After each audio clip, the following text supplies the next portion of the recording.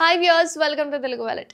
Big Boss house లో రచ్చ రచ్చ జరుగుతుంది. అయితే సోనియా ఎలిమినేట్ అవ్వడంతో ఇప్పుడు హౌస్ లో అసలైన ఆట మొదలైందనే అనుకోవాలి. ఎందుకంటే అందరి ఆట ఇప్పుడే బయట పెడుతున్నారు కాబట్టి.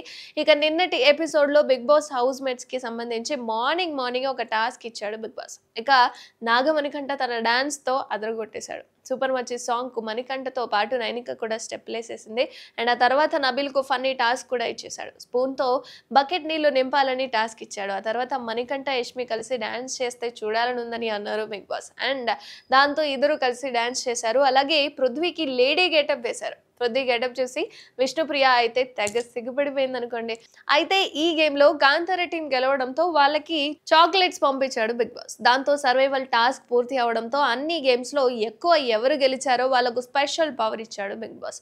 అండ్ కాంతార టీం కి పవర్ అయితే లభించేసింది. ఆ తర్వాత నేరుగా క్లాన్ నుంచి చీఫ్ అవకాశాన్ని ఇచ్చాడు బిగ్ బాస్. దాంతో ఎవరు చీఫ్ గా ఉండాలనే డిస్కషన్ అయితే మొదలు పెట్టేశారు.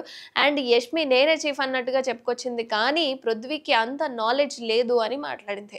బట్ దానికి పృథ్వీ కూడా గట్టిగానే కౌంటర్ ఇచ్చేశాడు. నువ్వు చీఫ్ అయితే హౌస్ ఇప్పుడు ఉన్నట్టుగా ఉండదు అని అనేసాడు. అయితే దాంతో యష్మి అరవడం మొదలు పెట్టేసింది అనుకోండి. ఆల్రెడీ బిగ్ బాస్ లో ఒక కామన్ వాయిస్ ఎవరిది అంటే అది ఖచ్చితంగా యష్మిదే అనుకోవాలి. బాగా వినిపించే వాయిస్ అని అంటున్నాను. అండ్ ఆల్రెడీ నువ్వు చీఫ్ అయ్యావు, పైగా నువ్వు చీఫ్గా ఫెయిల్ అయ్యావని నీకు నువ్వే ఒప్పుకున్నావని మళ్ళీ చీఫ్ అవుతానని ఎలా అంటున్నావని పృథ్వీ కూడా గట్టిగానే ఇచ్చి పడేశాడు. అలాగే దాంతో పృథ్వీ యష్మి బాగోతాలను బయట పెట్టడం మొదలు పెట్టేశాడు. నువ్వు మణికంఠని మగాడు కాదని అన్నావు కదా, అనలేదని అబద్ధం చెప్పావని పృథ్వీ అడిగితే నేను అలా అనలేదు అంటూ తప్పించుకునే ప్రయత్నం చేసింది. అవునా, నువ్వు అన్నప్పుడు ఎందుకు సారీ చెప్పావు అని అన్నాడు పృథ్వీ.